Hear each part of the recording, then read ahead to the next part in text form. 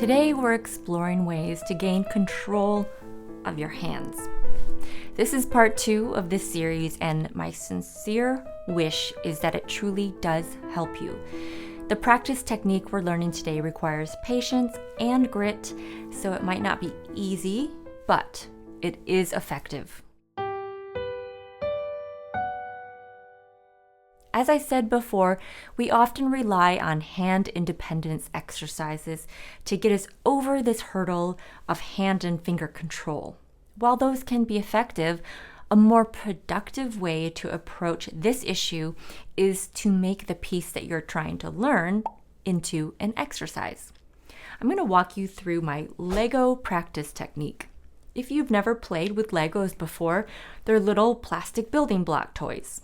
Each block by itself is small and rather insignificant, but when you put them all together, they make a really cool, larger object.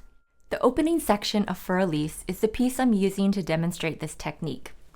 The original piece by Beethoven is in 3/8 time, but there are many arranged versions in 3/4 time. Both versions sound the same. It's just easier for newer pianists to count and understand the notation when it's in 3/4 time.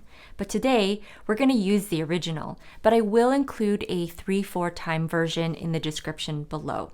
I only use this practice technique after I've spent a little time with the piece. In other words, you should have a general feel for the piece and be able to play through most of it, even if it has a ton of mistakes and pauses and it's not up to tempo yet. Our first step is to break up the beginning section into little Lego blocks. This piece is great to demonstrate the Lego technique because the notes are constantly moving from the bass clef to the treble clef, and it makes it really easy to pick out Lego blocks. Listen to the piece and notice where I've marked my 38 Legos.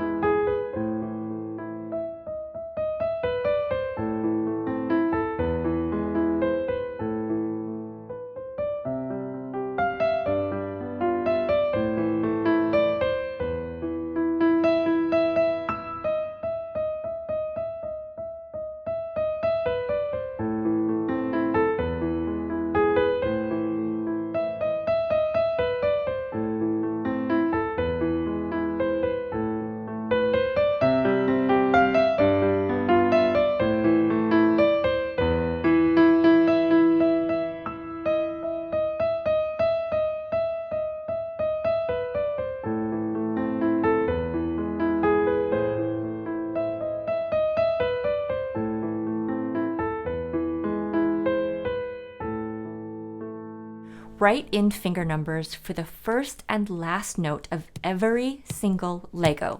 You can write in more fingerings, but this is your bare minimum so that every time you practice a Lego, you stay consistent with your beginning and ending finger numbers. Once all the Legos are blocked out and you have your finger numbers written in, set a timer for 10 minutes, begin at Lego number 1, and see how many Legos you can get through. Practice one Lego at a time, always making sure to connect one note from the before Lego and one note from the after Lego. The first block doesn't have a before Lego, so start as written and then make sure to include the first note of block number 2. Practice every Lego slowly, at least 5 times correctly, and always, always, always more times right than wrong. After the first block is finished, move to the second Lego and include the A in the right hand from the first block as the before connector and the middle C in the right hand from block 3 as the after connector.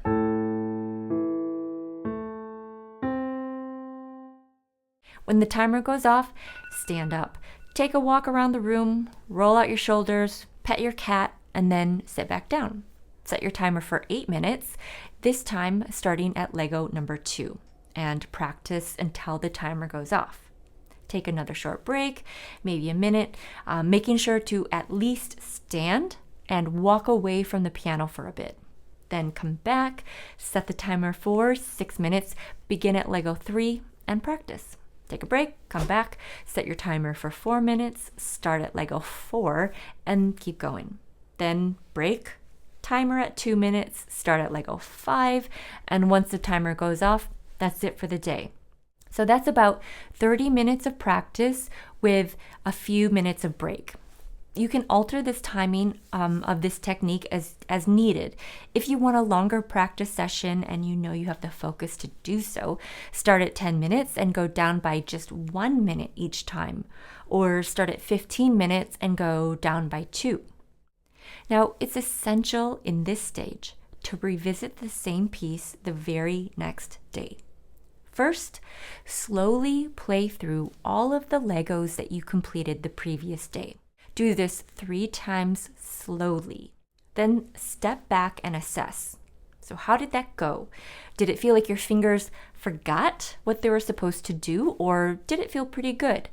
If it wasn't very comfortable to play through, first of all, you didn't do anything wrong. It's very normal to come back the next day and basically feel like you're starting from scratch. If this is the case, start your Lego technique practice from Lego number 1 again. You'll find that even though you're starting at the same place as yesterday, you'll probably get through each block a little faster today. If your playthrough felt okay, then start at the last Lego you completed yesterday. Practice as many consecutive days as you can, always beginning with a playthrough of your past Legos so you can assess where you should begin practicing today. Now, you may be wondering how many days it will take to get through all the Legos. And of course, I can't answer that. It depends on the length of the piece, how small your Legos are, how difficult the piece is, and your current level. While I can't give you a clear answer on the length of time it will take, I can tell you that your fingers will begin to listen to you. It won't happen overnight, unfortunately, but it will happen. This technique is like a boot camp for your fingers. Then once the coordination begins to come, you won't have to think so hard every single time you sit down to play it, and that will free up your mind to focus on enjoying the music. And even though we're applying this to one specific piece, it will make you a better overall player. There will be one more part to this series, and in that video, I'll share more general practice tips and strategies. Again, I'll use Für Elise to demonstrate the techniques, but you'll be able to apply these to any piece you're learning. To close out this video, I'll go through the first 12 Legos. I'm not going to repeat them 5 times, but this should give you a good idea of how to connect each block properly. You can download the sheet music to Für Elise below for free if you'd like to give this piece a try. Good luck, and let me know how it goes. Stay tuned for a Lego demonstration, and then I'll see you next time in part 3.